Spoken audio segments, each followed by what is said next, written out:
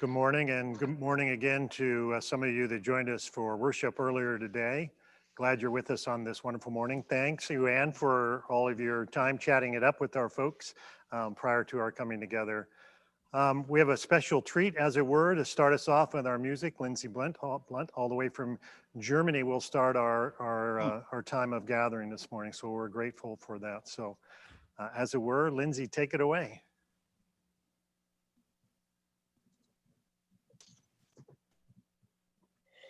With eagerness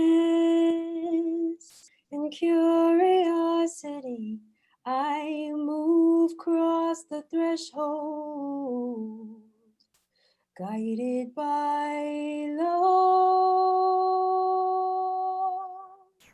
and ushered by strength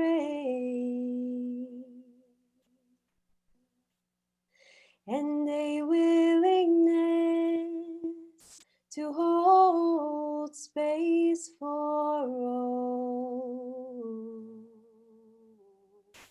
Hold space for all. With eagerness and curiosity, I move across the threshold, guided by love and ushered by strength and a willingness to hold space for all. Hold space for all.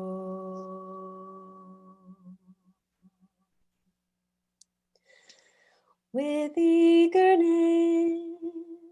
and curiosity, I move across the threshold, guided by love and ushered by strength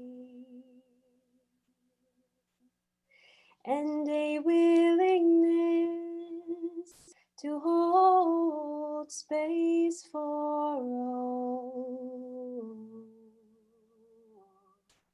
Hold space for all.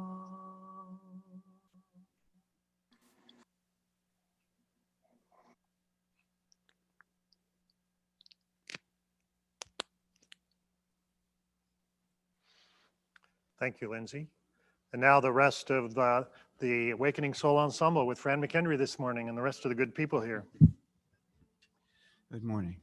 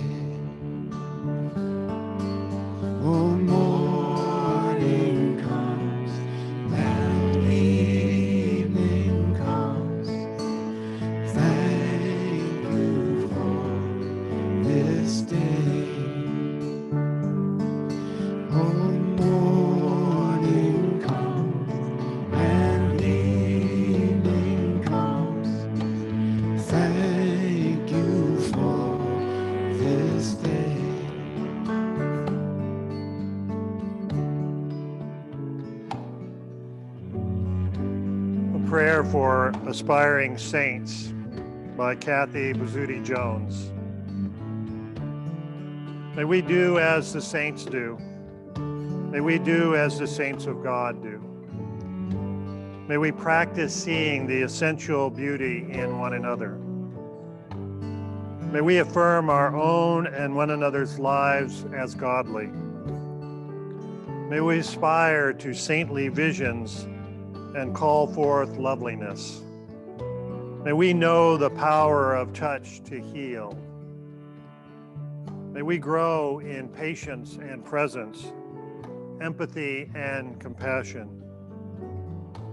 May we approach all creatures and the whole created earth with an openness to God's presence expressed therein. May our earnest desire to bless be a testament to the way love heals. May we be agents of healing on the road to sainthood.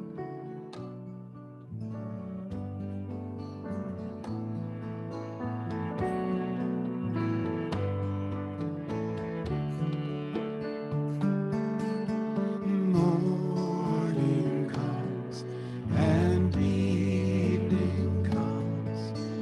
Thank you for this day. Please join us. Oh, morning comes and evening comes. Thank you for this day. Oh, morning comes and evening comes. Thank you for this day.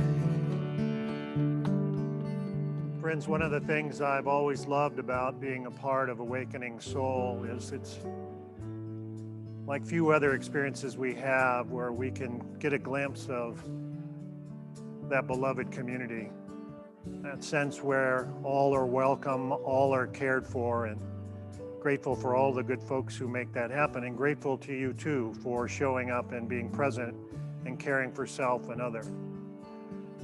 My hope this day is that we'll continue to do our best to lean into being that beloved community, and that our beloved community buckets will get filled so that as we go forth from our time from here in the coming days, that we can help spread that love and spread that sense of being the ever increasing beloved community, which I think is akin to what Jesus talked about when he said the kingdom of God has come near.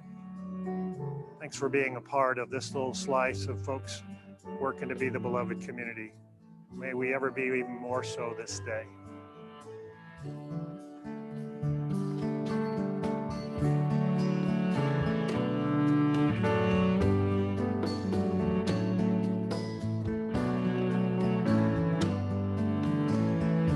All together.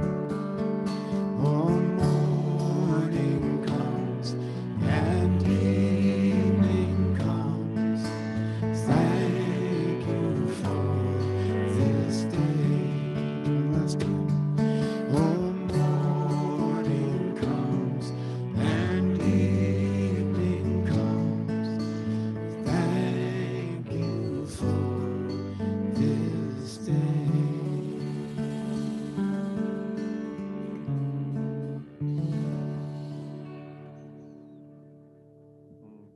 Thank you all. Well, again, good morning. Welcome. I hope you all slept well, dreamt well, and are and maybe even danced in your dreams a bit to the wonderful music that was still playing in your head from River and Chris from last night. What a great, great evening it was, and more fun tonight as it were with the concert. Fear not, I know there's been, mass requests for another time to shake your booty with Lindsay. That will be coming as well today. But between now and then, we'll be blessed to hear and engage again with Brian. And then, are you shaking back there? Is that what's happening? Was that you? Yeah. Hey, it's Saturday at Awakening Souls. There we are.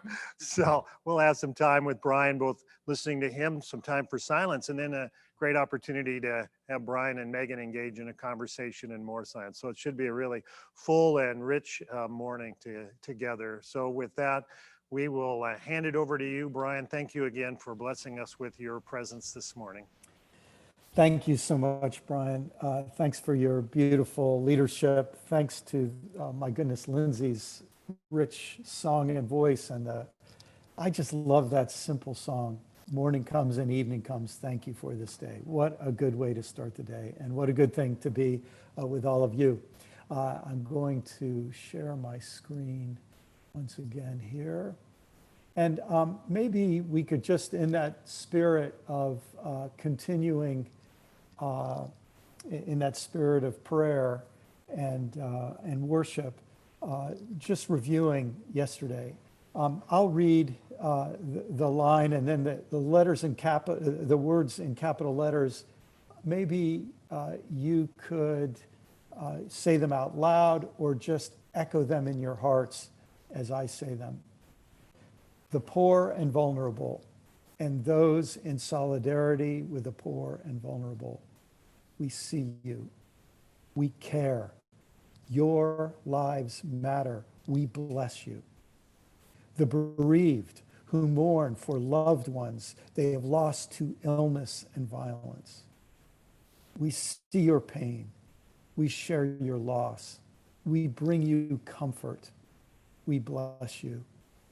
All those who are brave enough to be nonviolent. We honor you. We respect you. We bless you. All who are insatiably hungry and thirsty for justice. We share your hunger and we join you in the struggle. We bless you. All who choose to be merciful rather than vengeful. We honor you as heroes. We see how hard it can be to forgive. We bless you.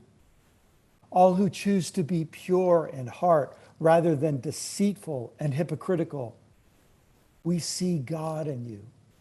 We bless you. All who choose to be spreaders of peace rather than spreaders of hate. We call you children of God. We bless you. All who are persecuted, harassed, heckled, rejected, and mocked for standing for justice. We celebrate you. We hold you in highest regard. We bless you.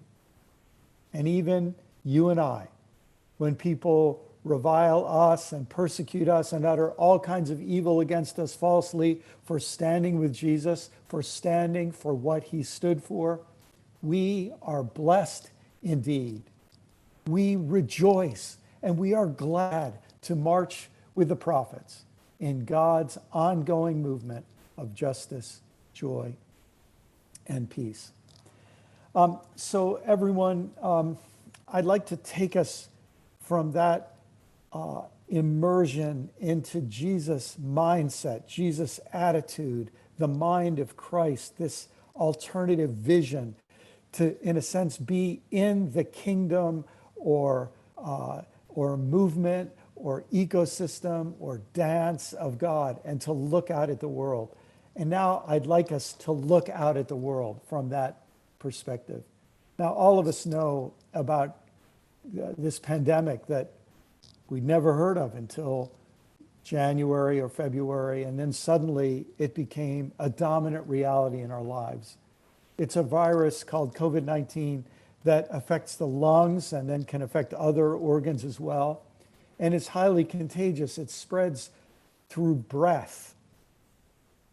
And our breath carries little particles of moisture that then make this communicable to others. And of course, this is so fresh on our minds because it's why we're meeting together by screens rather than coming together to conspire, to breathe together, because suddenly this virus spreads through our breath.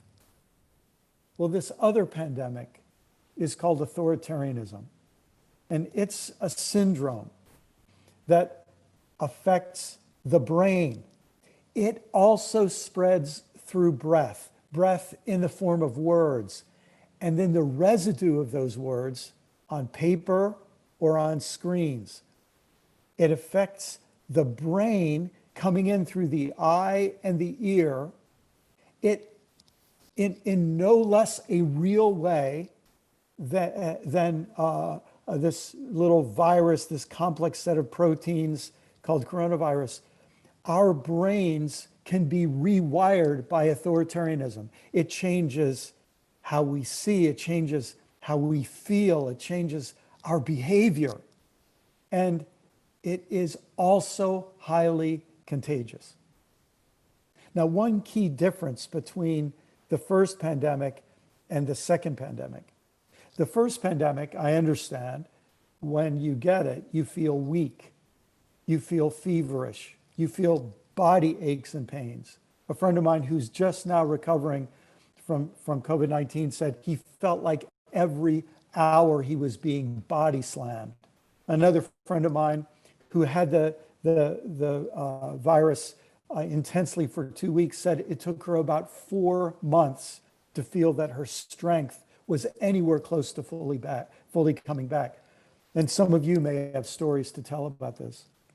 But this pandemic of authoritarianism makes you feel wonderful. It gives you a feeling of euphoria if you have the infection, if you have it. You have never felt as good. It is a kind of social orgasm. It is like snorting Coke for your sense of belonging, meaning, and purpose. Now, in the years after World War II, especially in Europe, intellectuals across Europe said, look, Germans were kind of the smartest Europeans. Germans had this super advanced intellectual culture. If any place would fall for a Hitler, how could it be Germany? And so all kinds of research started to be done on what happened in Germany. And that research was picked up in the United States and elsewhere. And so now there's this large body of research on something called authoritarian followership. Authoritarian followership, by all of the studies that have been done, seems to affect about a third of the population, 30 to 35%. Like diabetes, like certain forms of cancer, some of us appear to have a disposition toward it. Others of us, it's much harder to catch. Now, like diabetes, certain forms of cancer, you can have a predisposition toward it, but never actually be infected.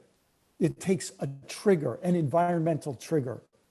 And for authoritarian followers, who they may never ever manifest, but it appears that anxiety, anger, shame, hate, resentment, these weaken, in a sense, the body and make us susceptible to the infection of an authoritarian leader. And when these emotions are so unpleasant. Now listen, many of us, because of people like many of you who are part of this group, who are pastors or ministers or therapists or counselors or just good parents and good friends, you have taught other people and taught yourself how to deal with emotions like resentment, fear, anxiety, shame. But for people who don't know how to deal with those unpleasant emotions, when the unpleasantness grows to a high enough level,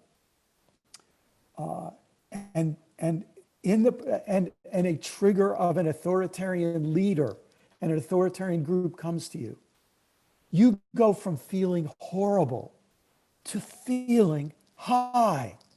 You go from feeling terrible to feeling tremendous. You go from feeling oppressed to feeling like an overcomer. And this research that's been done into this phenomenon says there are certain people who seem to be right-wing authoritarians and certain people who manifest as left-wing authoritarians. The difference doesn't seem to be something in the person. The difference is an environmental matter. For right-wing authoritarians, someone comes along who mobilizes you around a threat or enemy. Now that threat or enemy doesn't even need to be real. It can be completely 100% made up. There's an anthropologist who researches authoritarian regimes named Sarah Kendzior. Some of you may know about her. And she did her doctoral research in Central Asian authoritarian regimes. And she told the story of an authoritarian regime that created a non-existent enemy. Something very similar has happened even here in our country. I have a friend who is so terrified of this group called Antifa. You would think Antifa was made up of millions of people. This enemy has been so exaggerated in his mind and is now behind every evil that's happening. That's right-wing authoritarians. Left-wing authoritarians are less common. They tend to be mobilized around a desired gain.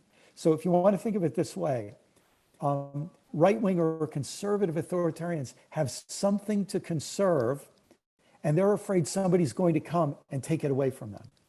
Left-wing authoritarians are in need. They're in misery. They're desperate. They're poor. They're hungry. They're homeless. And they're susceptible to someone saying, we can go take this. We can get this for ourselves. So you can see why, in a certain sense, right-wing authoritarianism would be much more common.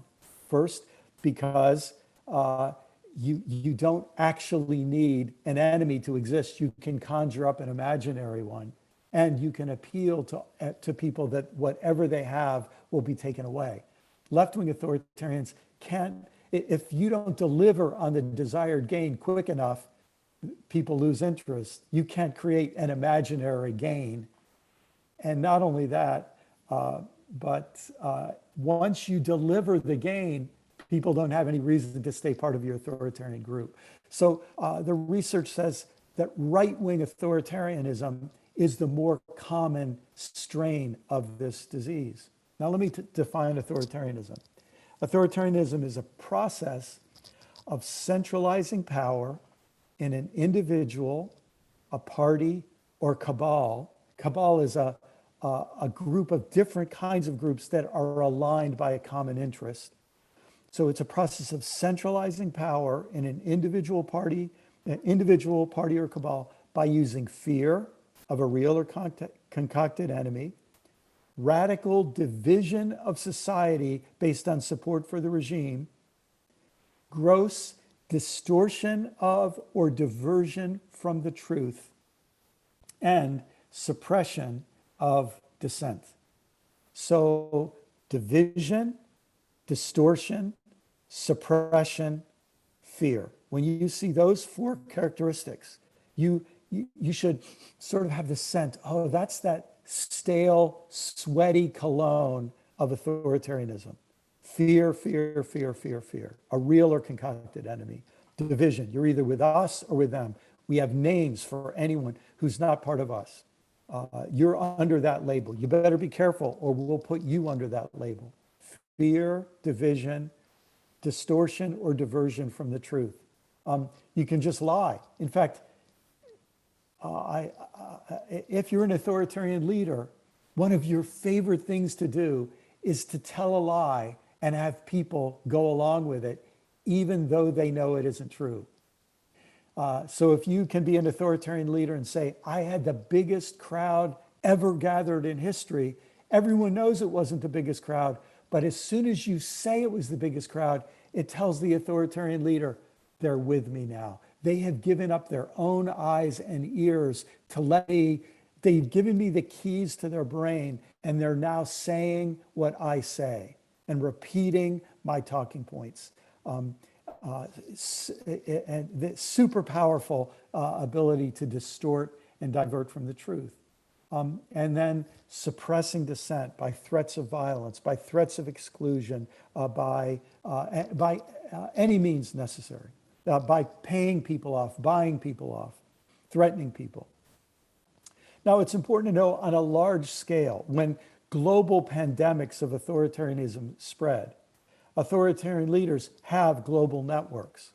They share information, they share tactics, they do anything they can as long as it's for mutual advantage. Now, I know it might be hard to imagine, for example, the leader in one country getting information from another country to help him in his authoritarian regime. But you can easily imagine how now these things, the authoritarian leaders' ultimate alliance is always to themselves, and they will make alliances with others as long as it transactionally helps them. Someone you may have heard of in the last year named Robert Mueller gave a lecture back in, I don't know, 2010, 2011. And he talked about, he gave a name to global authoritarian networks. He called them iron triangles. One wing of the triangle is mafia and crime syndicates. Another angle of the triangle are corrupt government leaders. And another are actual business leaders, right? So mafia, business, government. When you see alliances of those sorts, you know that an authoritarian a leadership cabal has formed. Now, I want to just stop for a minute, and I want to invite you to just take 30 seconds and go into the chat function. And I'd love to just hear, I just want to be able to scan and see what you're thinking, how you're responding to this. And then I want to give you a chance to see how other people are responding. If you have a question, I'll take a note of it. And also your questions will help Megan and I in a little while when we have some discussion. So if you'd like to just open up your chat function, if you have a thought or question or reaction, emotion, you might just want to put up an emotion. I'd love to give us all a chance to hear from one another. So Kathy says, gives language to what we're living through, our current administration. It feels real close to home, terrifying, stunningly familiar. It's revealing to the situation our country is in. It makes me feel angry. Where does this research come from? Just let me say, if you go online and you look up authoritarianism, you will find a whole set of literature on authoritarianism. You can look up specifically right-wing authoritarianism, left-wing authoritarianism. If you're really interested in a fascinating psychological study, look up Milgram experiment, M-I-L-G-R-I-M, I think, might be A-M. Somebody might be able to check that and put it in the chat. It was a study done at Yale in the post-war period.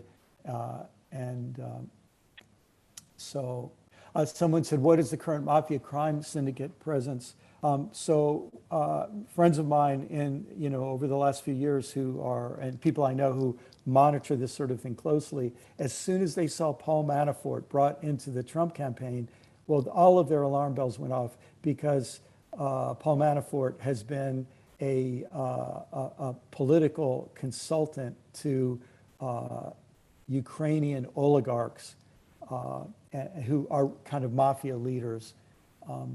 Someone says, Hunger Games. How do we reach those who are so easily triggered? And then someone said, it's not just them, it's us. And that's maybe a good place for me to move on, because that's a really, really good point. I said that about 30% of people appear to be easily triggered, but it may be that if we don't learn how to manage those unpleasant emotions, anxiety, shame, instability, danger, and they stay high enough, it may be that more and more of us become susceptible to authoritarian leadership. And not only that, but like a pandemic, only a very small percentage of people have coronavirus at any given moment. You don't need everybody to be sick for everybody to be affected. So imagine 30% of people who are activated, those 30% influence another group of people. It might be the dad who's activated and the whole family then becomes activated under that dad. It might be, the priest or the pastor who's activated and a whole group of people become activated through that research. I'm sorry, through that influence. So let me go back here.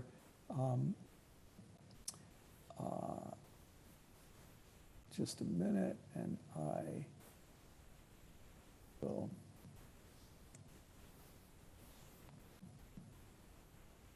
just need one more shot at my screen sharing. There we go.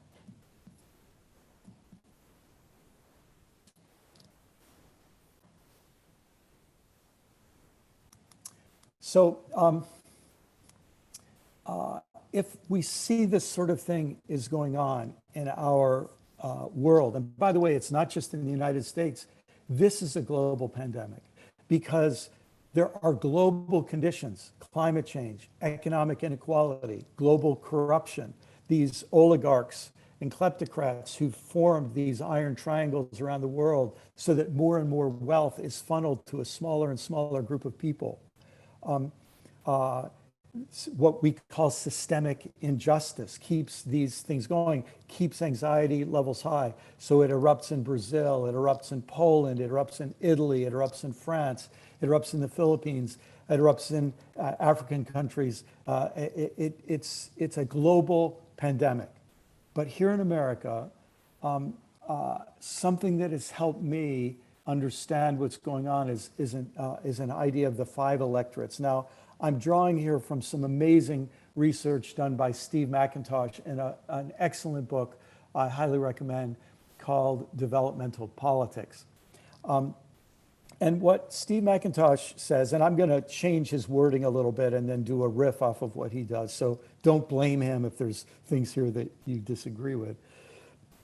But he says we always talk about having 2 parties, but really we have 4 electorates. And the Republican Party typically brings together conservatives and traditionalists, and the Democratic Party brings together liberals and progressives. And all of these voters are values voters. Now, for the last 40 years, conservatives and traditionalists said they were values voters and said the rest of us had no values.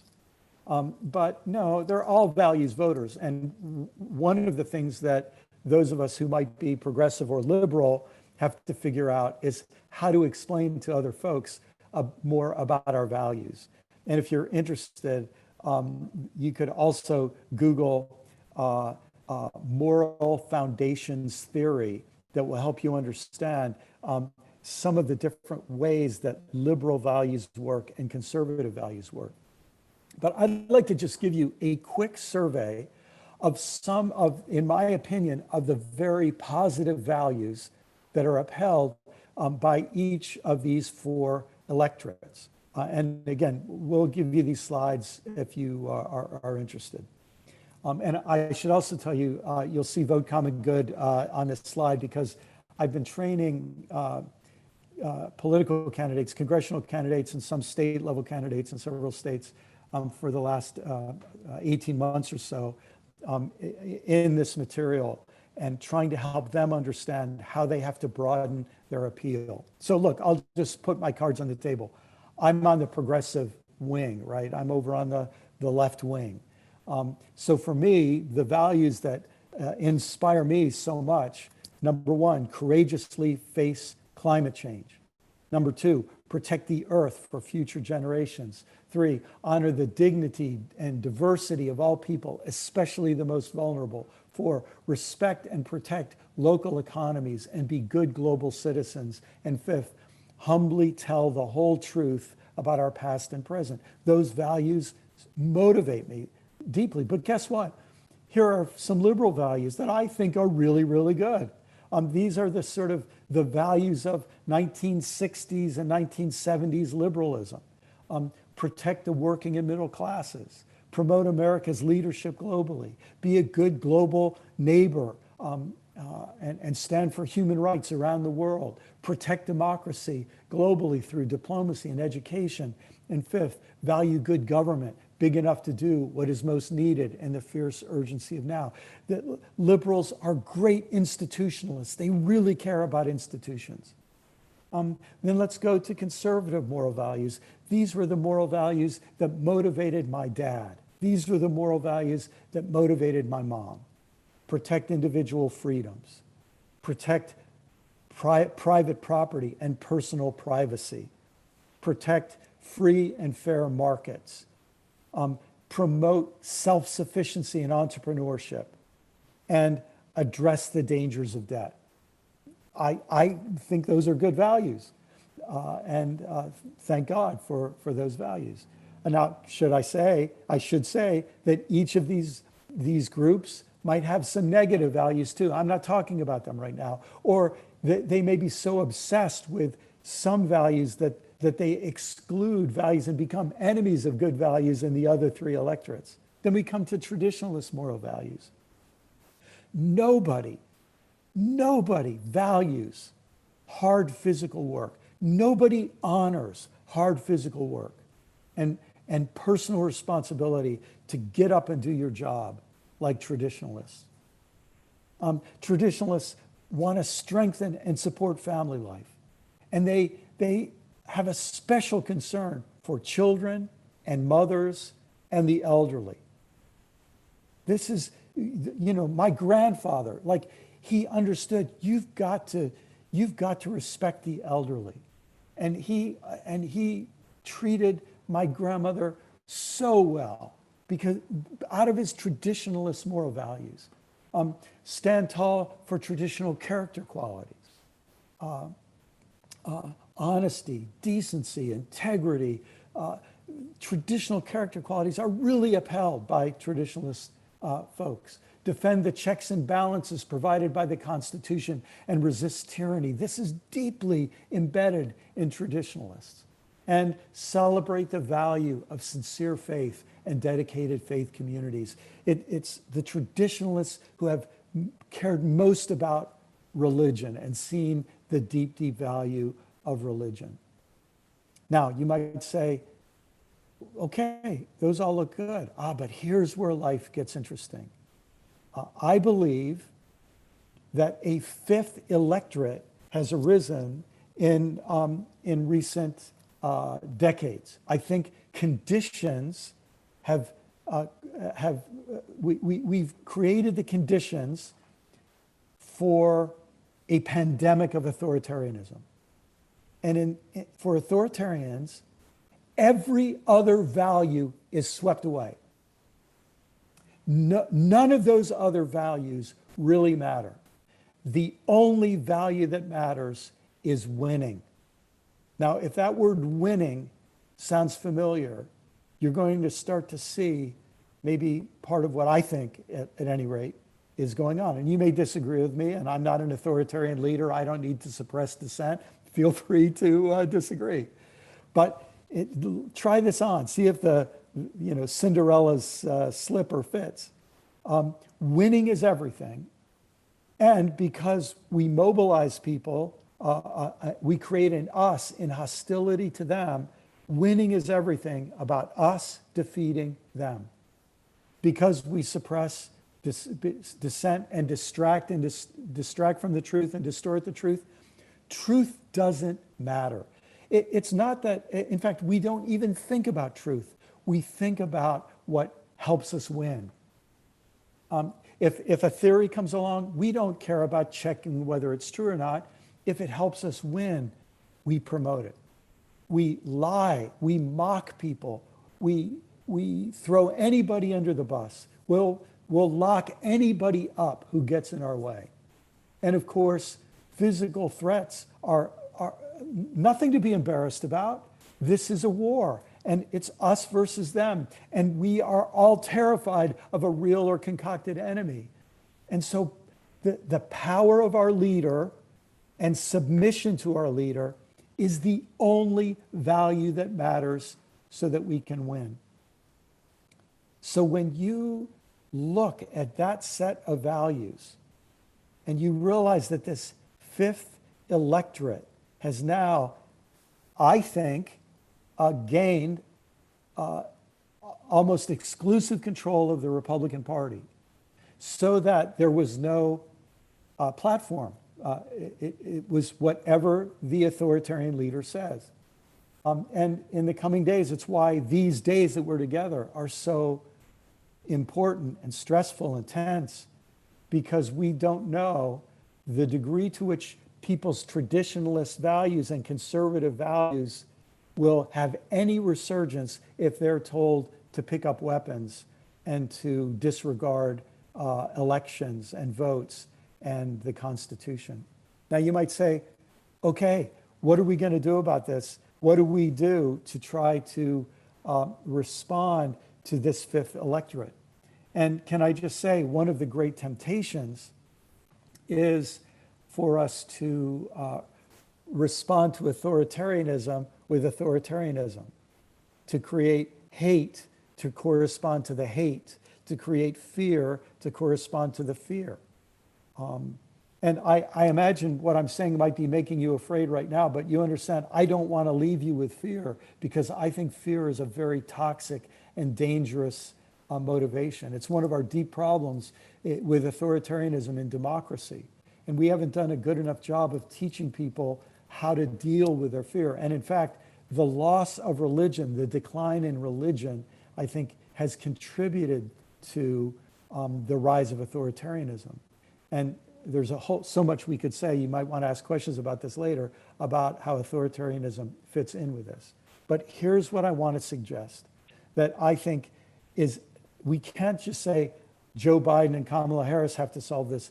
You and I have to be part of solving this at every Thanksgiving dinner table and on every Facebook page and in every Twitter feed, where we have to say, no doubt there are harmful things hiding within postmodern, liberal, conservative, and traditionalist electorates. None of them are perfect. And there are good values in each of these groups. And I think we desperately need right now to have people identify the positive values for traditionalists, the positive values for conservatives, the positive values for liberals, the positive values for postmoderns, and invite people to integrate these positive values in a hopeful and positive message that provides an alternative to fear. And then what happens, in a sense, is we stop thinking so much in terms of left and right. That very way of framing things keeps us vulnerable to authoritarianism. In a sense, I'm recommending we add a new axis.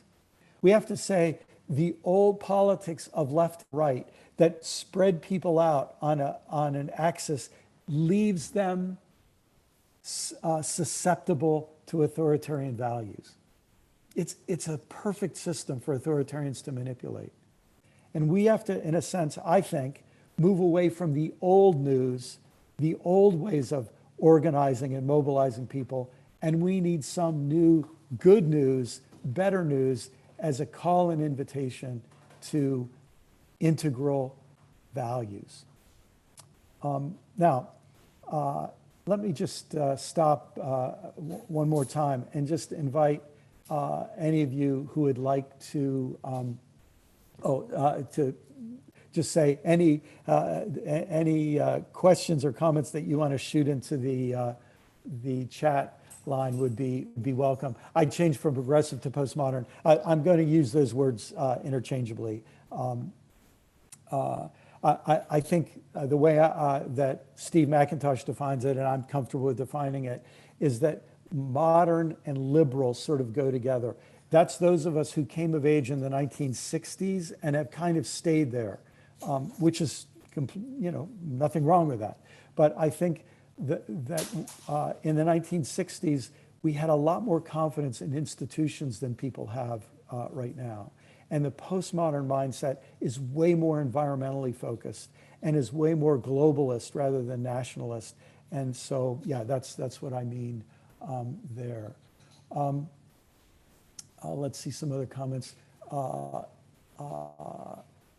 does authoritarianism relate to populism? Well, this is where it really gets complicated, because one of the master tools of authoritarians is to redefine words any way they would like.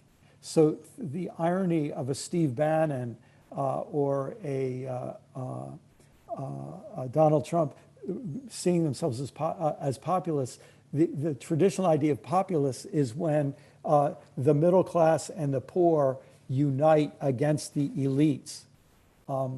But what happens in authoritarianism is you can have elites learn how to manipulate the middle class or the poor, which is, by the way, why Reverend William Barber's work is so brilliant and important, because he's saying, no, we actually have to help the poor and help them have a voice and join our voices with theirs. Let's see.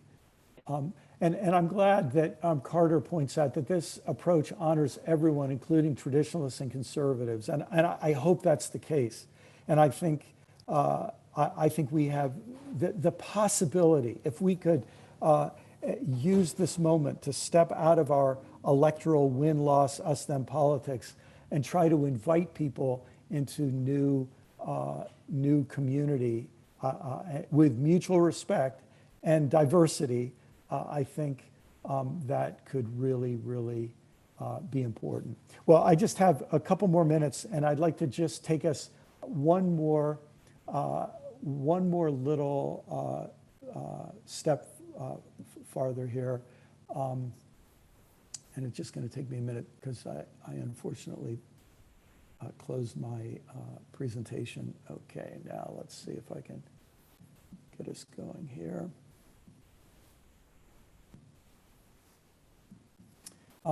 I want to say something about, I want to just share with you a couple of quotes from Hannah Arendt, who, as you know, became kind of the prophet of exposing totalitarianism in the post-World War II period. And this is so important relating to the distortion of the truth. Before mass leaders seize the power to fit reality to their lies, their propaganda is marked by its extreme contempt for facts as such.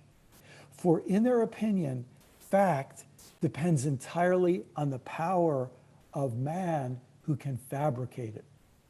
The power of the man who can fabricate it. The moment we no longer have a free press, anything can happen. What makes it possible for a totalitarian or any other dictatorship to rule is that people are not informed. How can you have an opinion if you are not informed? If everybody always lies to you, the consequence is not that you believe the lies, but rather that nobody believes anything any longer. This is because lies, by their very nature, have to be changed. And a lying government has to constantly rewrite its own history. On the receiving end, you get not only one lie, a lie which you could go on for the rest of your life, but you get a great number of lies, depending on how the political wind blows. And a people that no longer can believe anything cannot make up its mind. It is deprived not only of its capacity to act, but also of its capacity to think and to judge. And with such a people, you can then do what you please. In an ever-changing, incomprehensible world, the masses had reached the point where they would at the same time believe everything and nothing, think that everything was possible and that nothing was true. Under such conditions, one could make people believe the most fantastic statements one day and trust that if the next day they were given irrefutable proof of their falsehood, they would take refuge in cynicism.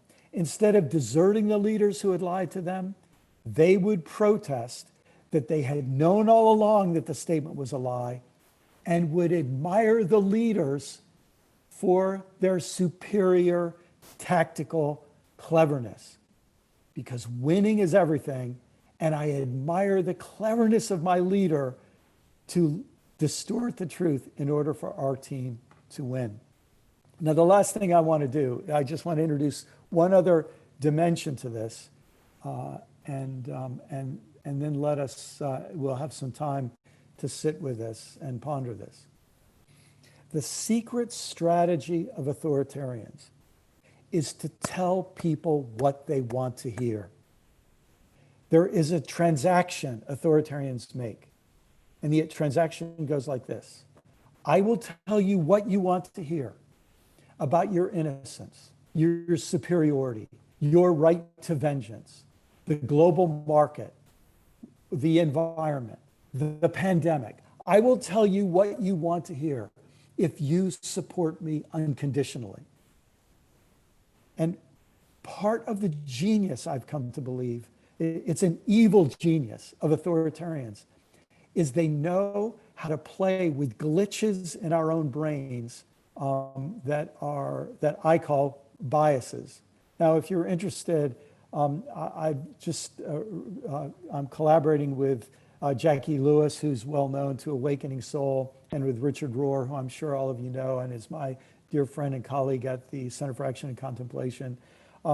And we've got a little podcast on this. If you're interested, you can find it, Learning How to See, where it's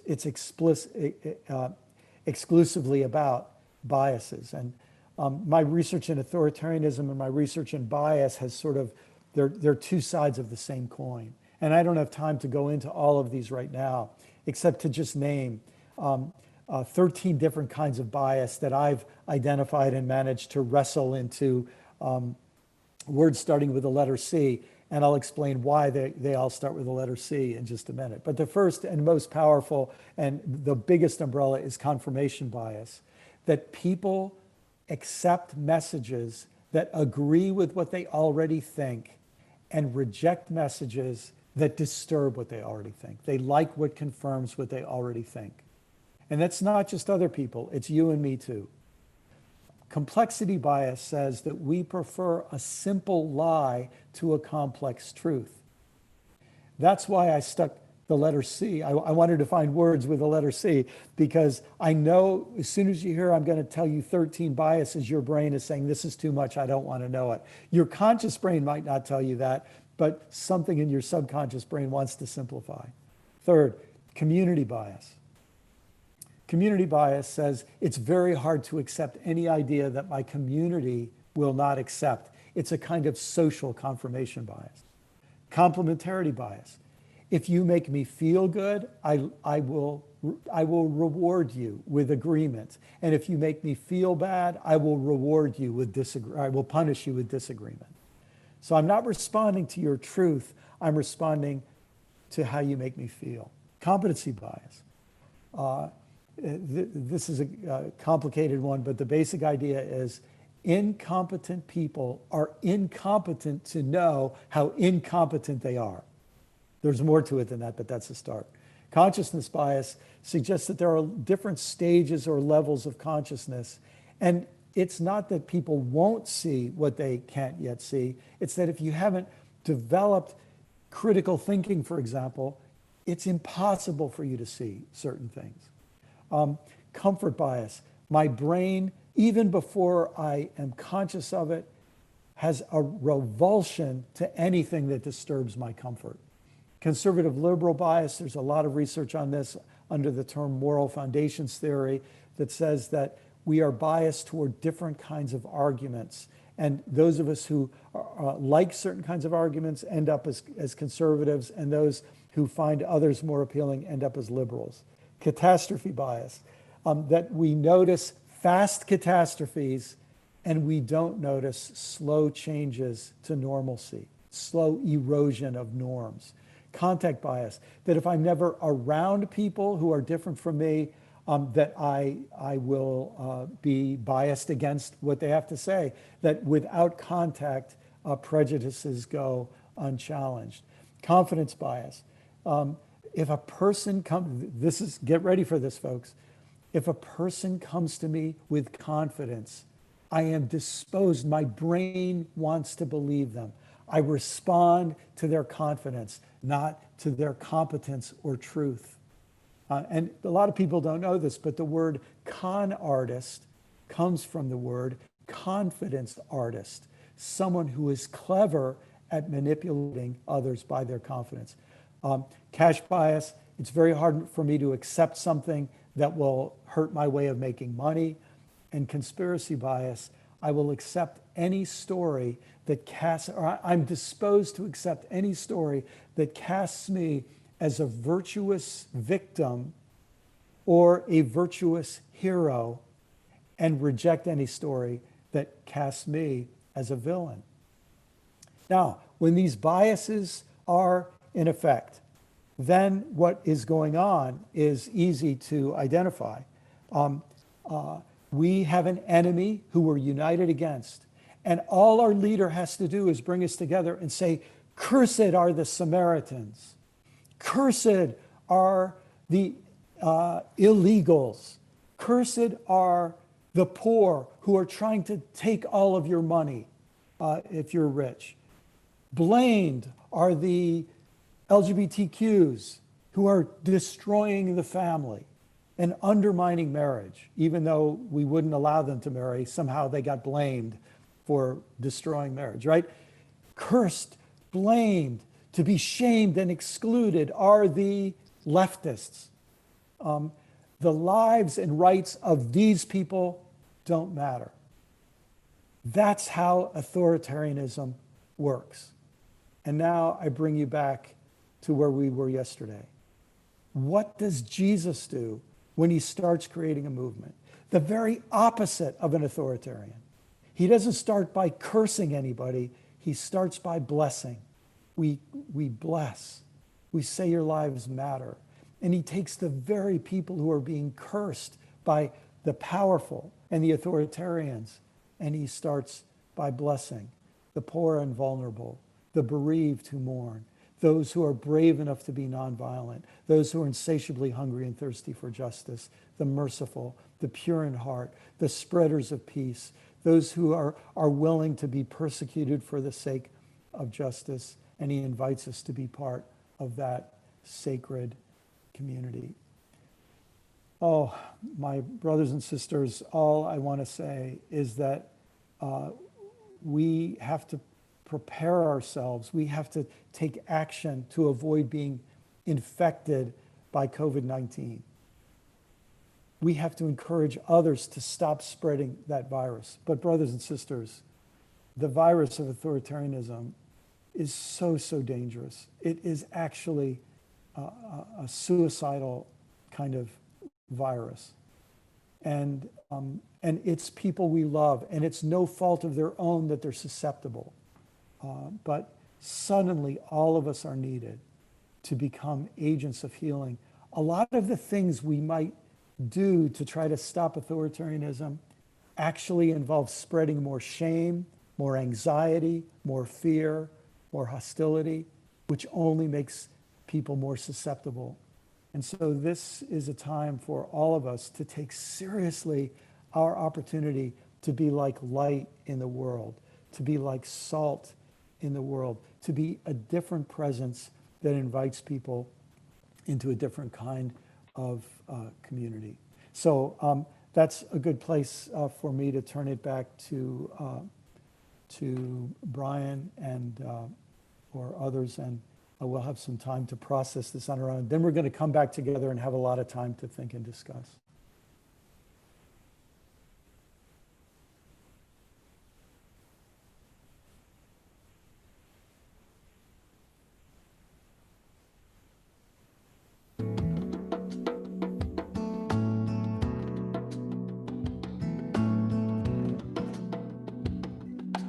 Come and take the ways of wisdom, she who danced when earth was new. Follow closely what she teaches, for her words are right and true.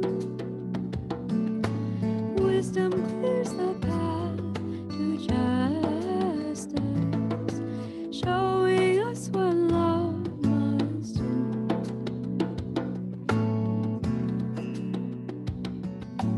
Listen to the voice of wisdom crying in the marketplace. Hear the word made flesh among us, full of glory, truth, and grace.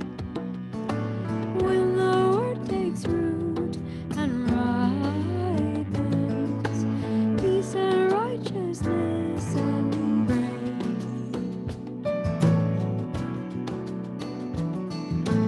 Sister wisdom, come assist us, nurture all who seek rebirth.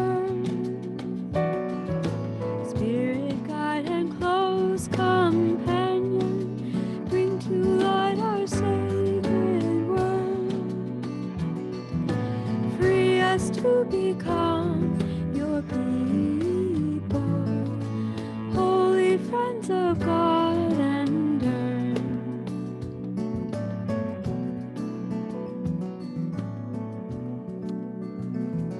Friend's going to now invite you into a 30-minute time of your own space and your own quiet. Invite you to ponder what you've just heard from Brian. Powerful stuff. And particularly invite you in that space where he left us off about how can we be light? How can we be salt? How can we bless others? So I invite you to that. In about half past the hour, come back on and the music will be playing to welcome you back in, and then we'll move on with Brian and Megan. Enjoy your time and of having some space and some quiet.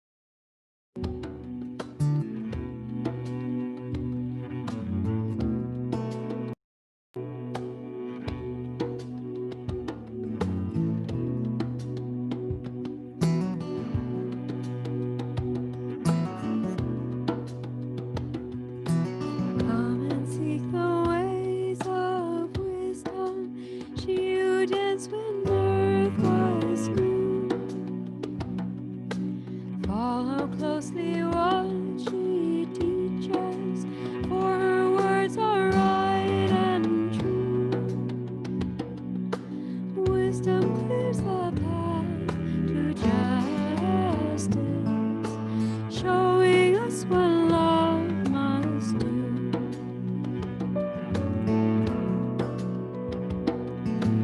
Listen to the voice of wisdom crying in the marketplace. Hear the word made flesh among us, full of glory, truth, and grace. When the word takes root and ripens, peace and righteousness and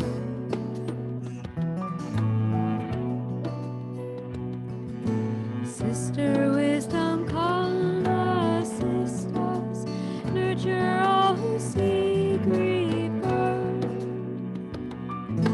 Spirit guide and close companion, bring to light our sacred word. Free us to become your people, holy friends of God and earth.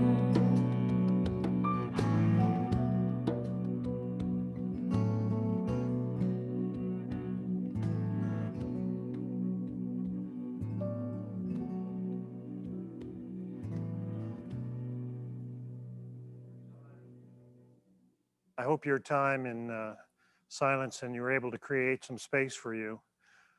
Good morning to you, Megan. We're now going to invite you to join us in the space with Brian, and we look forward to listening to your conversation between you, Brian, and you, Megan. Thank you all. Thanks, Brian. Hi, Brian. Hey, Megan. Great to be with you. Thanks. And I'm pretty sure I want to thank you for that presentation. I certainly want to thank you for your time, and I'm really eager to talk a little bit more about this like wealth of information that you have just given us. I do want to start with just a quick story, if that's okay. One of the ways this like Zoom conference experience is messing with my head a little bit is that I've had a really hard time just latching onto the schedule. Like I have to keep going back and checking it. And yesterday afternoon, I got a little murky on the schedule and I thought one thing was happening and it was something else. I'm staying here in Rhode Island with my friend Jennifer Pedrick. And so we thought we had a little window where we could run out to the grocery store. And so we took the conference with us because we thought it was going to be like singing and praying. We took the conference with us and all of a sudden they were like, you're going to go into small groups and talk. And we were like, oh, and we pulled over into a parking lot and we sat and we had a great conversation with some of the other participants. And then we thought, okay, cool. Now it's just going to be more singing. And we got back in the car and we drove to the grocery store and we got to the grocery store and Lindsay McKinnon showed up, you know, and she was leading us through that shaking activity. And we were like, oh, well, now like here we are in the grocery store parking lot. Let's go ahead and shake. And so we just got out of the car with our masks on, ready to go grocery shopping. And we just shook our bodies and we pounded our feet and the police showed up. Right? And the police didn't say anything, but like probably some of the other people wondered what was going on. And I didn't particularly need the physical exercise yesterday, but I was really grateful to have the reminder of that today because I just want to be honest that like hearing that information that you were sharing, like I could feel the anxiety and fear building up in my body. And so during that period of silence we just had, I'm out here in the woods and I just ran out of the house and I just ran and got my heart pounding and ran away from my fear, which is only a problem because I like blow dried my hair and stuff, you know, and like I put on real clothes. This doesn't happen all the time right now. So I had to laugh at the fact that that was a little bit worthless while I was running, but it was helpful. And so I wanted to confess if it seems like I'm a little red in the face and out of breath, I am.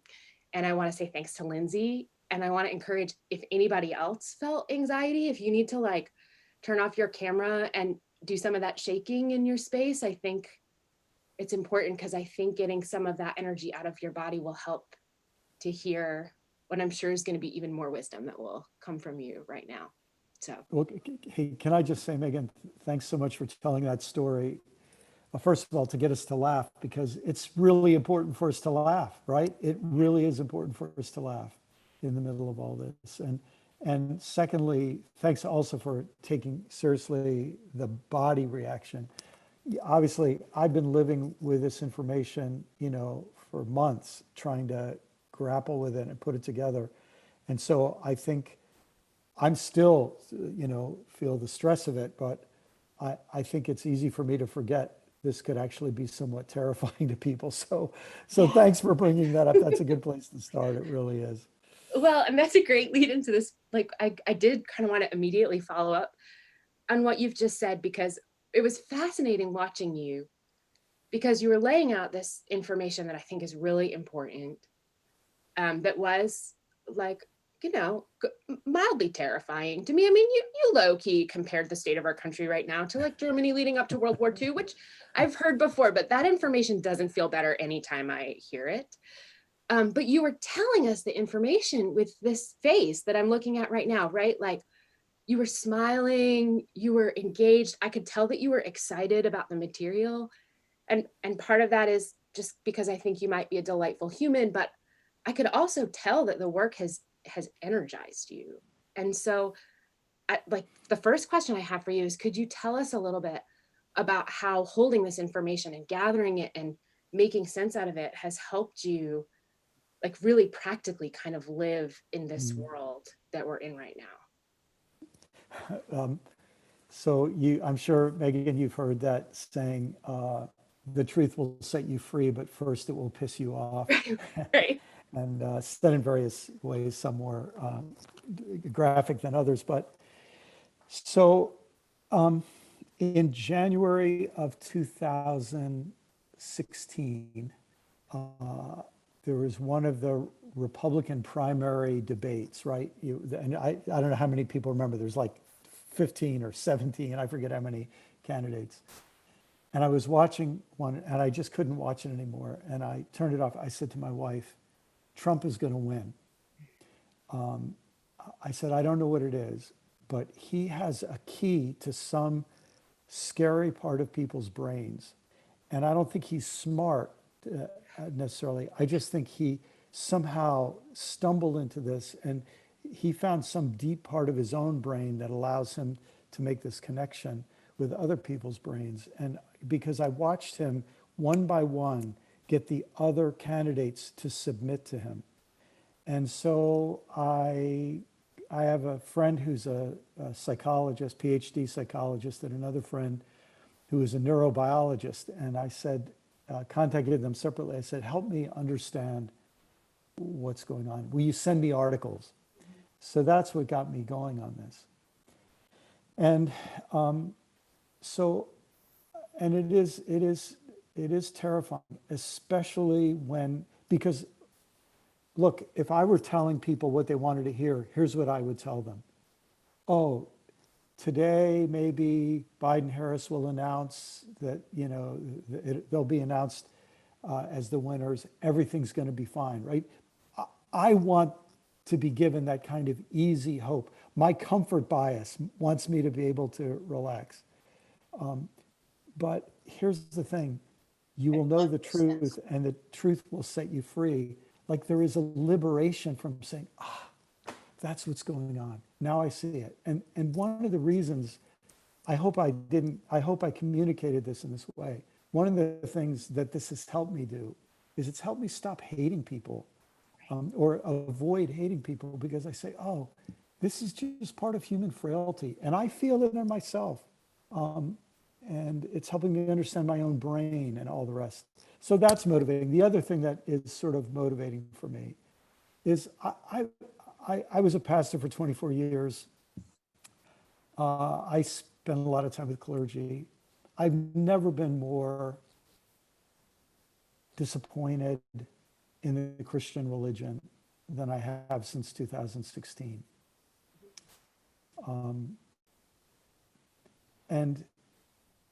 But now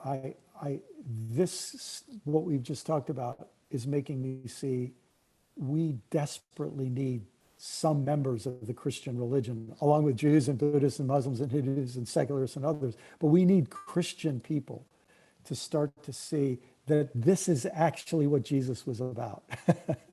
I think. And this is what our gospel and liturgy and all the rest should be doing. Instead of making us compliant for authoritarianism, it should be turning us into anti-authoritarian, anti-racist, pro-environment, all the things that we really need. So Sure. So I'm still a clergy person serving the church. Anyone who listens to me preach on the regular listens to me complain on the regular, because this has been a very hard time to have anything to say. It's kind of why when we gathered on Thursday, I said to you and Serene and Jen, like, hey, thanks for being willing to show up and try to offer us anything right now, because in this much smaller way, I have experienced what that's like, right? That people are at least pretending that they're listening to me. And so I have wanted to preach exactly what you've just talked about, because yeah, that's what I hear Jesus saying to us, right? And I feel so strongly about it. And I feel like the church does need to be that voice. And I'm so disheartened by the amount of hate that we have in our world right now. And so I also feel compelled to talk about compassion and how we need to see one another, which is, I know, some of the work that you're doing, and especially in the podcast, that we need to see one another, but I can't quite figure out, and this is what I've just been grappling with so much this week, so if you could just solve it for me, that would be great. I can't figure out how to preach compassion and to compel people to compassion and to see other people as whole humans without condoning what I believe is bad and dangerous behavior. yeah, And it feels like by saying, no, you have to see that Trump supporter as a human who has their own fear and who has their own heartbreak and who has their own reasons for going to the polls and voting the way. I feel like by saying that, I'm betraying the Black people in my life, the gay and lesbian people that I love, the climate, the world, right? yeah. And so, any thoughts on that balance? Yeah. Well, first of all, I'm glad you say that, Megan, because I just stepped in it in that regard a couple weeks ago. I won't go into all the details, but I told a story that was about exactly that thing. It was about me as a white person trying to reach out to some white supremacists. You know, where I live in Southwest Florida, we have this is the norm. White supremacy among white people here is really the norm. And so I shared this story, and an African-American friend of mine contacted me and said, you understand that what you just said made me feel more in danger. And so part of what I think I can't fix this problem for you. Oh, come on. Except to say that you are setting the example by feeling the tension. And you and I, both as white people with all kinds of privilege, we have to really feel how dangerous this is. So that's one thing I can say, is feeling that tension, I think, qualifies you as a good person, okay? Second thing I want to say is that we have to accept that there are multiple things that need to be done, some of which seem contradictory at any given moment. And that each of us has to try to discern what is ours to do at this moment, and be aware that there are other opposite things that other people might need to do, and opposite things I might need to do next week. And if I use the example, so I talked about the Beatitudes, right? Jesus says, blessed, blessed, blessed. Jesus has this other passage that's really important where he says, woe to you. Right. And listen, if you take seriously what woe means, I hope bad things happen to you. That's what woe means. I hope you do not win, right? So there comes a time for blessing, which doesn't exclude the time for woe. And so it's not easy. It's not easy. But that's why, can I just say that song that we went out with and came back with about wisdom, could there be a more perfect song? Oh my gosh, I love that song, because it's telling us This is a time that requires wisdom. It requires humility. I may get it wrong. When my friend tells me I think I got it wrong, I better listen. I make a lot of mistakes. That means it's a time for grace. We have to have grace for ourselves and for others because we're all going to make mistakes. And we're all going to have to say, we're neophytes at this. And can you and I as white people should also say that we come from, you remember how Isaiah says in the Hebrew scriptures, woe is me, for I am a man of unclean lips from a people of unclean lips. Meaning, I don't think he's saying I said a naughty word. I think he's saying I've been part of a corrupt communication community. And we have to say the Christian religion and the white dominant nation has only survived by perpetuating white supremacist authoritarianism. And so that's why if things seem a little chaotic right now and seem crazy right now, instead of trying to fix it, we have to say, this is how it has to be. And once again, I think of Jesus saying, things are going to get really bad, folks. Don't think I came to make everything better. You're going to think I'm a divisive person because I'm coming right in the middle of this. And I'm saying, let's not paper it over. Let's not cover it over. Let's not distort the truth or distract from the truth. Let's deal with the truth. Right. One of the things that popped in my head when you were talking about the Beatitudes, when you were going through them yesterday, it was when you got to that further down, and you said, blessed are those who revile you and persecute you and say all manner of evil against you falsely. And I just this flash of a moment where I thought, I think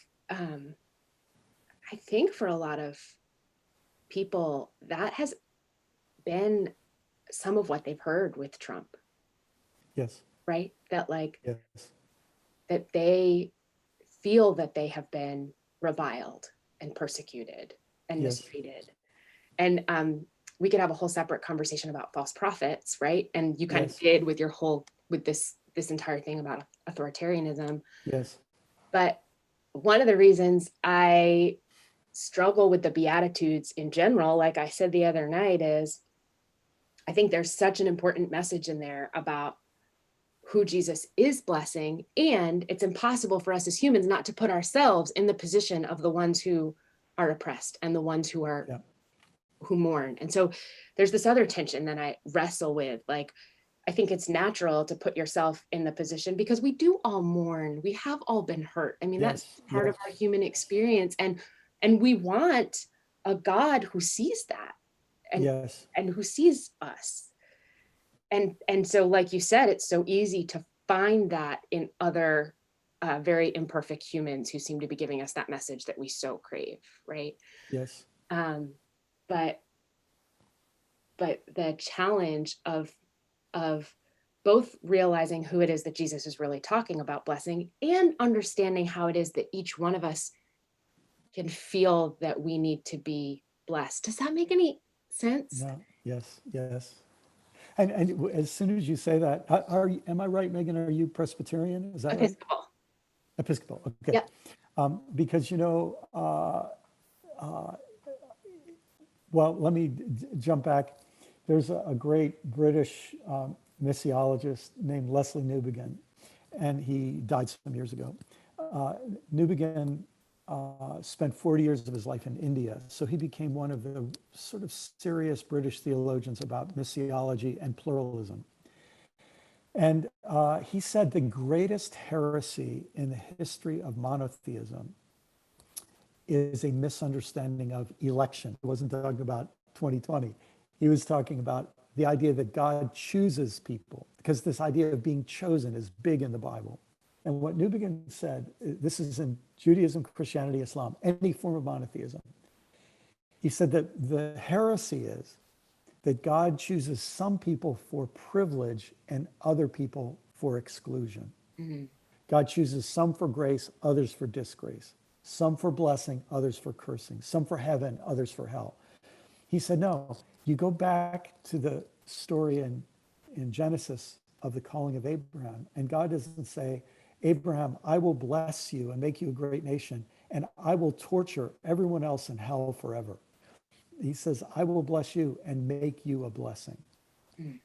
one way to understand Jesus and to take the Beatitude seriously is to put it in the context of, oh, every blessing God gives is so that you can be blessed and then be a blessing to others. It's this whole blessing economy. I think that's in the Lord's Prayer. Forgive us our sins as we forgive. The purpose of forgiveness is not to make you feel better alone. The purpose of forgiveness is you need forgiveness. That makes you feel better. But then you become an agent of forgiveness. Every blessing is to be received and transforms you so you pass it on, right? So this idea that that that the whole way God works, and to go back to that beautiful song about wisdom, the wisdom of the universe is you are never the end user of any blessing. You receive it and you pass it on. You receive the gift and it flows through. Yeah, so that to me is what we need. We need to be blessed. We need to be comforted for our own mourning. And here's the amazing thing, that become the comforters of others. It's beautiful. I can work with that. Thank you. I'll have a sermon for All Saints Day next year. Not that, yeah. Yeah, can I just say though, that this requires a radical revision, I believe, in Christian theology, because Christian theology has not faced that demon that Leslie Newbigin was identifying. We just haven't faced it. We believe the end game is there will be some winners in an eternal inauguration party, and all the rest will be losers in a really, really badly ventilated and air-conditioned room, right? So, yeah, I think we have some very serious work to do in fixing that win-lose thing that sets us up for authoritarianism. Yeah, I so agree with that. And I think that and we could probably schedule a whole separate conference on this, right? But like where I get again, where I get kind of tripped up is feeling pretty powerless about how, like, even though I wear a collar, I represent the church. Lots of days that feels like quite a burden. And arguably I'm a voice for the church, and I would like to be a voice for that change. And then also sometimes I just feel like I'm yelling into the chasm, and I don't know how this thing feels so huge and out of control. And frankly, I don't think the progressive church does a great job with their PR in general, you know? So, and being part of changing this message and helping, I think, set people free to consider how to be a Christian in the world in a new way. And so, once again, you can kind of tell I'm living in the middle of a lot of different tension points. And this is another one, this like, I want to be part of that change in a positive way in the world. And I get overwhelmed by my own powerlessness and kind of come back down to like, okay, the thing I can control right now in this moment is how I walk out this door and encounter other humans. And so there's once again, this kind of like both and, like, how do we try to, yes. you know, Yeah. control what we can? And to that end, I do want to go back to, I love the work you're doing around the ways we see people and all of the different bias that clouds the way we see. Have you, I just want to know, like, do you have an example of like a way that you did say earlier that this work has helped you to not hate? And I think that's so important. And I'm curious if you have a story about a way that you have been able to see something differently as a result of some of this work. Well, let me tell you two quick related stories that really do fall in that category. I'm sort of lucky right at this moment because they both popped into mind at the same time. And for a minute, I thought I have no stories, and then two popped. Yeah, I know. I gave you no warning on that one. It's a great question. But there's a lot of folks, I think, who are part of the Awakening Soul community that have been overlap with some other groups that take our dreams seriously as ways that we are helping ourselves come to terms with reality. And somewhere early on in the last 4 years, I had this dream that I was in this really crappy Holiday Inn restaurant. I don't know if any of you've ever been at a really holiday, crappy, old-fashioned orange booths, you know, that's sort of just like the worst. And I'm sitting there at a booth, and Donald Trump comes in, and he sits down in the other side of the booth. And I'm thinking, I hate this guy. What am I going to, you know, how am I going to deal with this? Maybe this is my chance to talk some sense into him, you know? And so as I'm sitting there, he falls asleep. And I look at him and I think this pathetic man is just tired and worn out, you know? And he just looked pathetic and all the rest. So, of course, my work with dreams teaches me that I'm not really dealing with Donald Trump. I'm dealing with my own inner Donald Trump, because I have that, I have all of, you know, look, I hope I'm not a narcissist, but all of us, we understand narcissism because it's just a different organization of different parts of our own psyche, right? And a different sort of operating system, and we all have the same components. And I have my own arrogance, and I have my own, you know, all the rest. So what I looked at, there was this sort of compassion that rose up in me for just how tired I am of the Donald Trumpness inside myself, which in a certain sense makes me think it's just a sad thing, you know, that his life has gone this way. Yeah. I want to do everything I can to help him find a different line of work. But that dream made me hate him a little less. Well, then something really funny happened. A friend of mine wrote a book. His name is Alistair McIntosh, and the book is called Poacher's Pilgrimage. It is such a delightful book. And he's from the New Hebrides Islands. That's that little strip of islands north of Scotland. And so he did, a poacher is a person who fishes on, who fishes on other people's land. And it's a long Scottish story to it. But he does a hike from the southern tip of the New Hebrides to the northern tip. And it's just the story of his hike as a sort of spiritual pilgrimage. Turns out that Donald Trump's mother was from the New Hebrides Islands. And it turns out that his mother had to leave as a refugee to find a job and a future elsewhere, and came to New York City, where she was the household servant, the maid of a rich guy. And he fell in love with her, and they got married. And her poverty came from real estate developers coming in and buying up all the land and changing the economy. Suddenly, I think that all of this is connected, right? And these systems, larger systems, create the people who do the horrible things. And I don't know, so he asked me to write a foreword to that and include that information in the American version of it.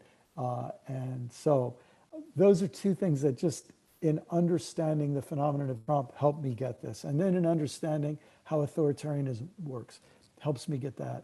And yeah, and you know, anyhow, there's many other examples I could give where I'm still struggling with it, right? But those are a couple tiny little breakthroughs maybe in the middle of it all.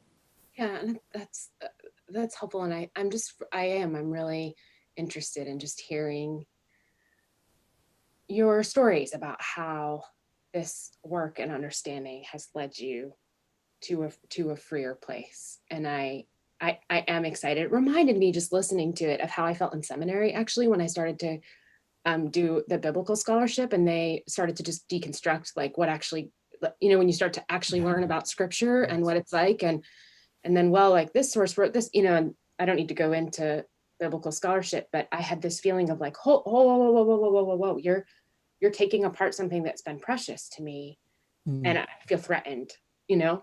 Yeah. And then having that understanding, once I was able to put those pieces back together, the text became it had so much more fullness. The stories meant so much more to me.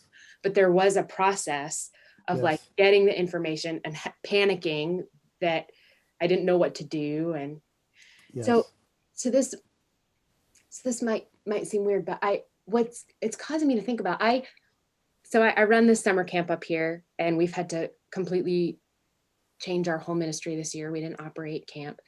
And when this thing started, when, March 15th, 16th, whenever it was, when we started canceling everything and staying at home, I mentioned that I went into a real high functioning mode, and I said to my community, hey, if you want to sign up for this daily email, we'll do a daily connection with you every day. Yes. We'll send you something that's meant to be comforting or inspirational or funny, because I thought we'd be in it for a couple weeks. And here I am, whatever month this is, and I've sent out so many daily emails I can't see straight. And yesterday I forgot altogether because I was at this conference that I had to send one out. But because I was with you all and with Fran, I thought I'll give him some Fran. But actually the piece I shared was this piece that was so important to me when I was in my 20s. And it's his, the parable of the trapeze bars, or the fear of transformation. I don't know if you've heard this piece, and he sings, he takes these words written by, I think, Damon Perry, and puts them to music. It's so beautiful. And he talks about how we swing from one trapeze bar to another, and how we're kind of swinging along happily or not so happily on our current trapeze bar. And we look out ahead of us and we see the next trapeze bar coming towards us. And if you haven't heard it, it's on his website. And I just encourage all of you to listen. I'm guessing you're Fran fans enough that you've exhausted his website. But I have used that imagery in my life so much because he sings about that piece in between trapeze bars, right? How terrifying it is to let go of your current bar and move towards your next. And that's coming to my mind a little bit here, because in what you've presented to us, I hear this invitation to let go of what we have held to in whatever way, and be willing to consider a new way of being. But I also know in my own life that the clarity of who I am becoming is not always there. And so I have to let go of what I've been doing with no clarity on what's happening next, right? And so the invitation that I hear for myself, and in a minute, I want to just give people a couple minutes to reflect on this too, if you think it sounds okay, is I am holding on to a lot of fear and hate, and it's clouding my ability, I think, to be particularly effective in the world. But I don't know how else to be just yet. This information you've just given me is hot off the press, and it's going to take me a few days to process it. And so for a little while, my work is probably just going to be to try to not hate. And I don't know exactly what it's going to look like, or to try to breathe through the fear. Like in this town, when one of those pickup trucks come by with the Trump flag on one corner and the Confederate flag, which is what I have up here on the other, if you can believe it, in Rhode Island on the other corner, and I feel myself start to tense up, like this invitation to like I don't know what I'm going to do to fix it, but I'm going to try to not do what I've been doing, which I don't think is good for me. Because the hate alone doesn't change anything. Yeah. Right. And so, so I hear that a little bit. I don't know if that makes any sense even, but I hear that a little bit in some of what I have heard from you today. Yeah. And I'm encouraged to hear your witness that this work has helped you. And I can see it when you tell us about it. I can see it in your face and in your smile. And so I'm real hopeful about that. So I wonder if we could I know we have the option of kind of sending people into little groups. And so if we could break out just for maybe 7 minutes into small groups. I know that's not much time, so we'll keep it concise. We've done quite a bit of small group work, and maybe just talk about where you are after hearing this work. But I would like it to be oriented towards this new creation of a way to be, and taking, how has this information helped you, and what do you see on the horizon for yourself, and how are you inspired to change the way that you're engaging in the world? How's this information helped you? Does that honor the work that you've just given us? I love that. I think Okay. that's perfect. And friends, if you just don't feel like you can do another breakout session right now, just, you don't have to join, or you can just click out for 5 minutes and then come back in and join us again. And then we'll just wrap up quickly before we move along. All right. I hope I have made enough coherent sentences. We'll see you in a few minutes.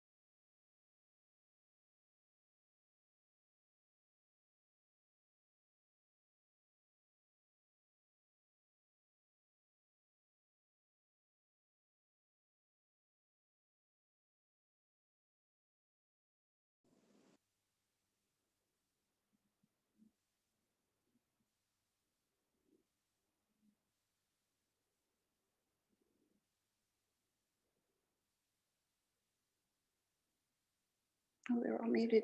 Oh, well.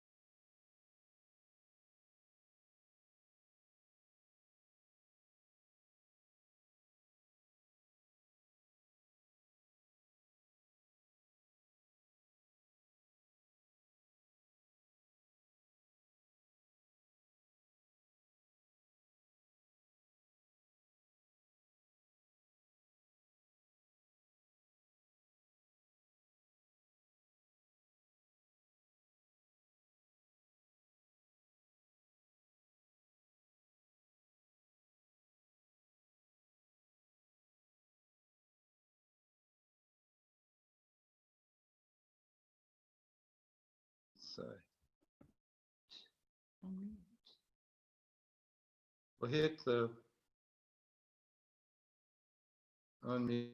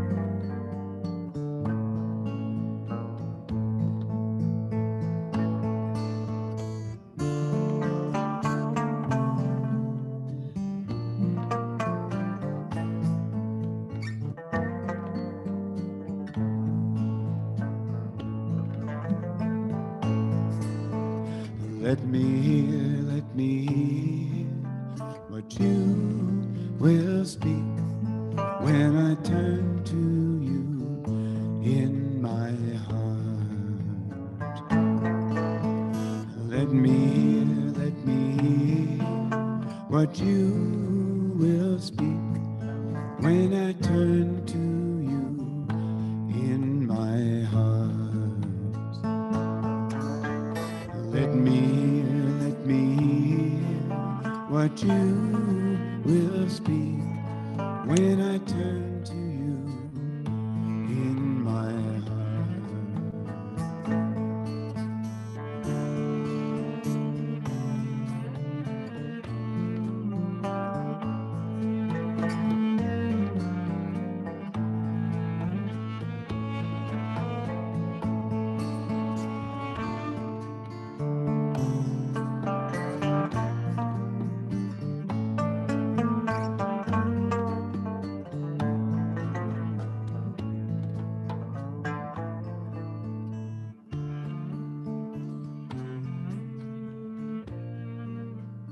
Thanks again to Megan and Brian for including us in their conversation.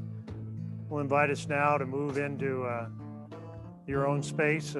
Hopefully you'll find some silence in that. Invite you to join us back here at about 10 before the hour. So we'll see you at that point. 10 before the hour, we'll invite you back in. We'll sing you back into our time together.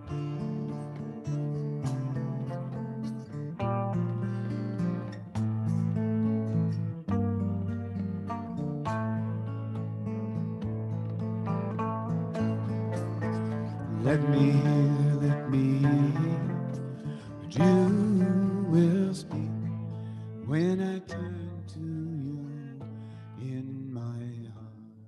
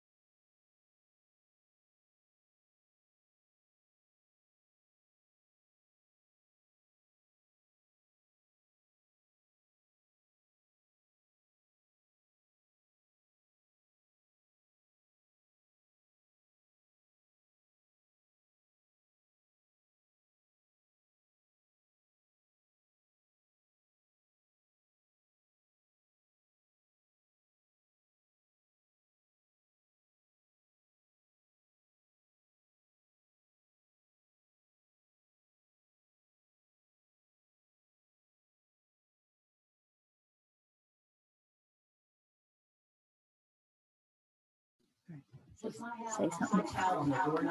Are you unmuted?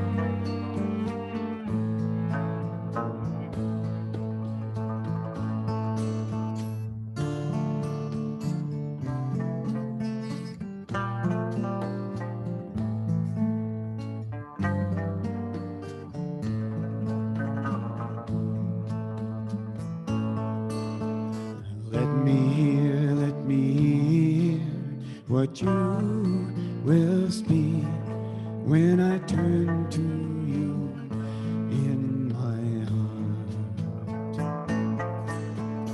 Let me hear what you will speak when I turn to you in my heart. Oh, let me hear what you will speak when I turn to you in my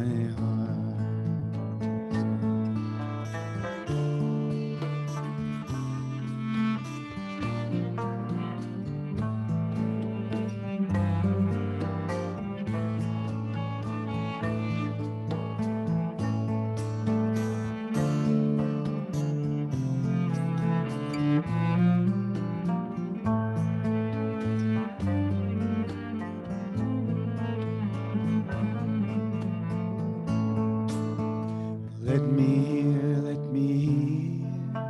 what you will speak when I turn to you in my heart.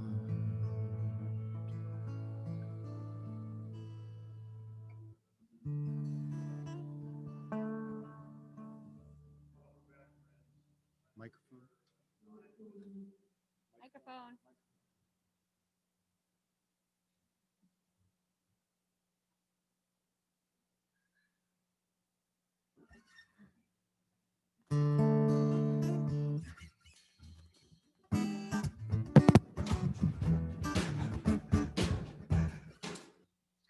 Now, feel like that person. It's like, you're on mute.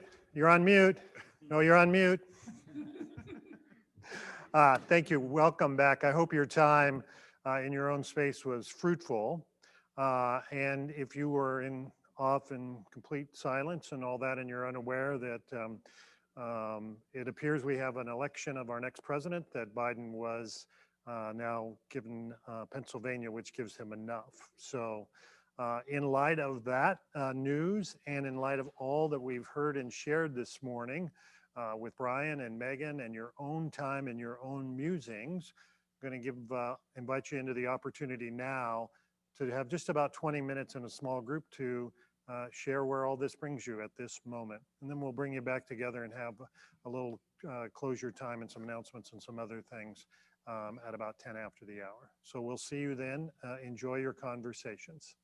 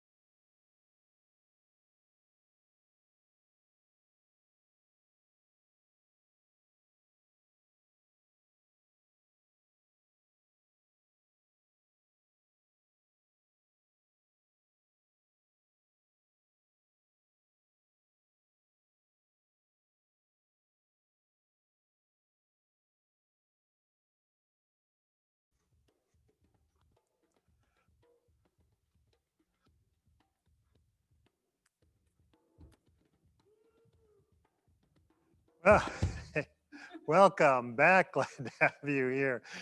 That's a little nonsense. So I hope your time was great in your conversation. Couple of things for you, some announcements for this afternoon. Our next time of gathering will be at 1:30, so hope you'll come back and to be here at that time.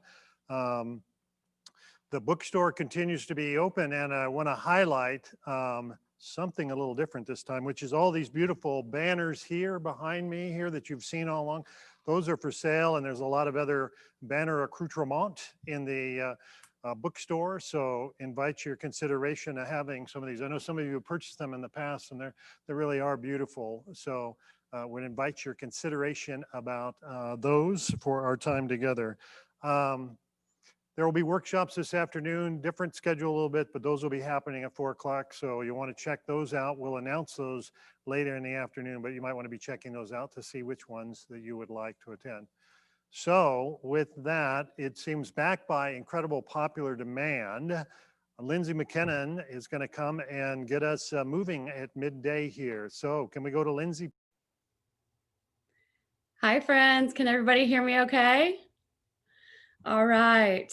Before we get up and move our bodies, I want to anchor in just a little bit more about why this whole embodiment thing is important.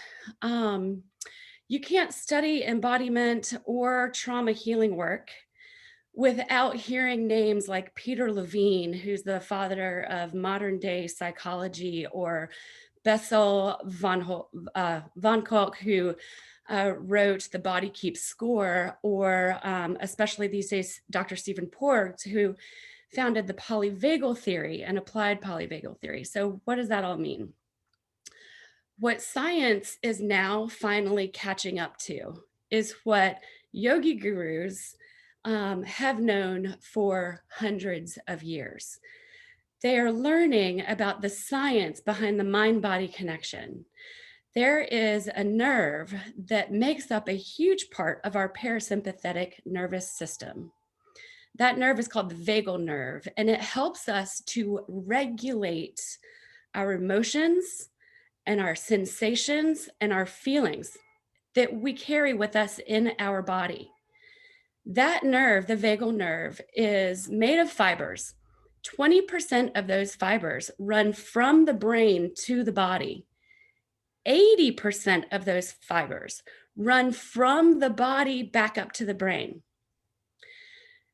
And for years, we, especially in our culture, have been more focused on the analytical brain and the cognitive behaviors of psychology and how we process our emotions and how we behave and why, than we have the body. And that is starting to shift. That is why you will see a lot more embodiment therapists and somatic therapists and trauma healing therapists that are coming into leadership now. And I'm one of them. So the reason why we shake is because you are literally, that story of the lion and the gazelle, you are literally dropping dense energy. You are literally shedding the heaviness so that you can create a different kind of somatic experience for yourself. Trauma responses do not happen from the trauma itself, but from the emotion that's still caught in our body that we have not discharged yet. So when we move, when we go for a walk, when we dance, when we receive a massage, when we have sound healing, we are processing with our body those emotions that need to emote, that need to give motion in order to leave and create something different. All right, so that being said, I'm going to cue up my music. We have so much to celebrate. And everybody can take a stand, or you can shake from where you're sitting too. I just want you to be gentle and mindful of your own body and how it's feeling and what it needs right now. There's no way you can do this wrong. The way you know you're doing it right is that it feels good and honest and true in your body. Here we go. One quick shake.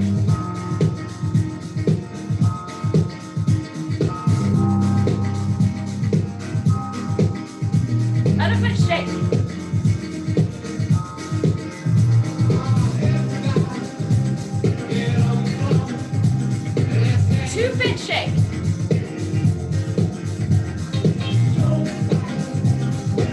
Get some air underneath your feet.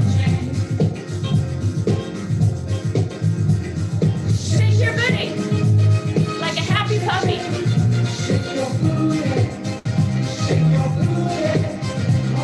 Shake your belly.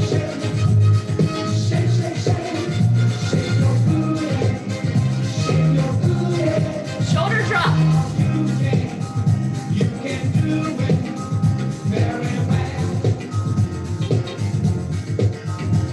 Your arms.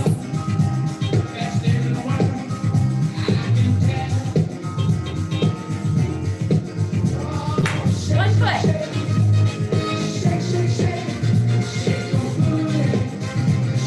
Other foot.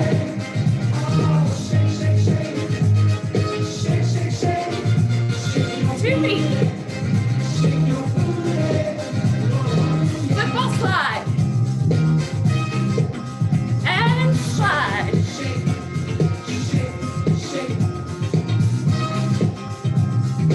Booty, happy puppy.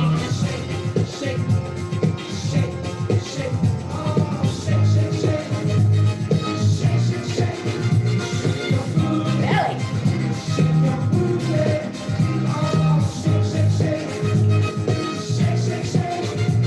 And shoulders. Shoulder drop.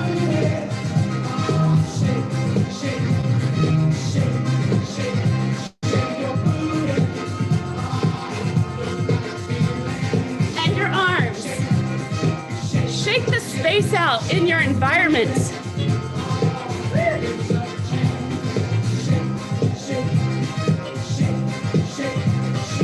Full body shake.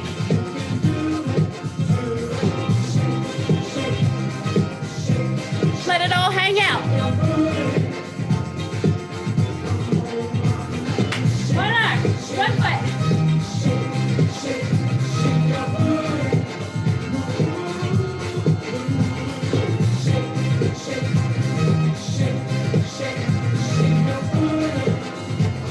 Two feet.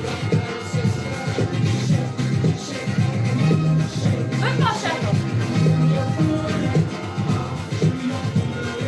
Booty shake. Nice.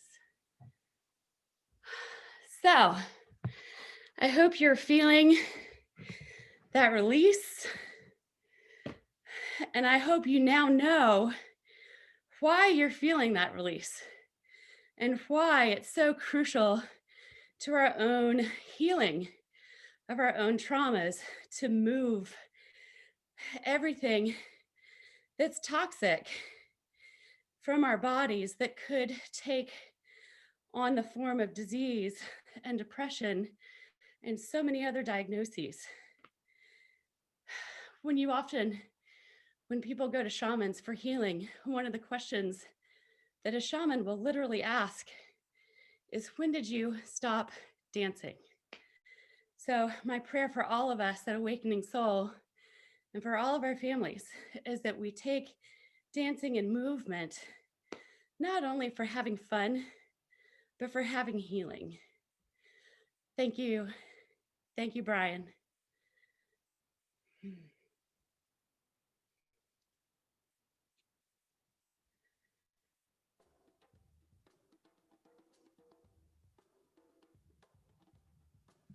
To do grace together. Repeat after me. Rub-a-dub-dub. Thanks for the grub. Thanks for the grub. Yay, God. Rub-a-dub-dub. Rub-a-dub-dub. Thanks for the grub. Thanks for the grub. Yay, God. Say it like you mean it. Yeah. Rub-a-dub-dub. Rub-a-dub-dub. Thanks for the grub. Thanks for the grub. Yay, God.